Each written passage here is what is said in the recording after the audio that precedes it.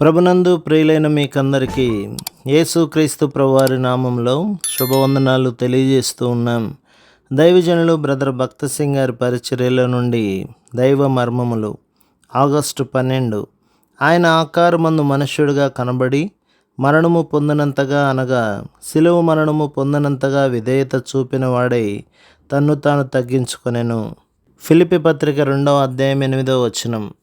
యేసుక్రీస్తు ప్రభు చిన్న రాయి వలె ఈ లోకమునకు వచ్చెను. ఈ లోకములోని రాజు వలె వైభవముతో ఆయన రాలేదు. ఆయన ఒక సామాన్య మానవునిగా ఈ లోకములో జన్మించెను. అయినను ఆయనలో పాపము లేదు. ఆయన శిష్యులలో ముఖ్యులు కూడా బెస్తవారు. ఈనాటికి ఆయన శిష్యులు చాలా కొద్దిమందియే. అయినను వారి ద్వారానే ఆయన తన రాజ్యమును నిర్మించుచున్నాడు. జ్ఞానవంతులు సిరి సంపదలు గలవారు లోకములో గలరు. అయినను వారి హృదయము అనేక భయములతో నిండి ఉండును. దేవుని వాక్యమును అంగీకరించువారు సామాన్య ప్రజలే. అయినను వారిలో భయముండదు. ఏలయనగా వారి హృదయములు సంపూర్ణ సమాధానములతో నిండి ఉండును. విశ్వాసముతో దేవుని రాజ్యమును వారు చూడగలరు.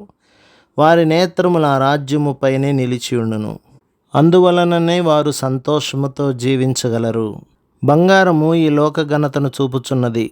వెండి ఈ లోక సంపదను, ఇత్తడి ఈ లోక జ్ఞానమును, ఇనుము మానవ అధికారమును సూచించుచున్నది.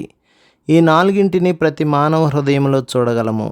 ప్రతి ఒక్కరును లోక మహిమను, సంపదను, జ్ఞానమును, అధికారమును ప్రేమించెదరు. అయితే అవి శాశ్వత కాలం ఉండవు.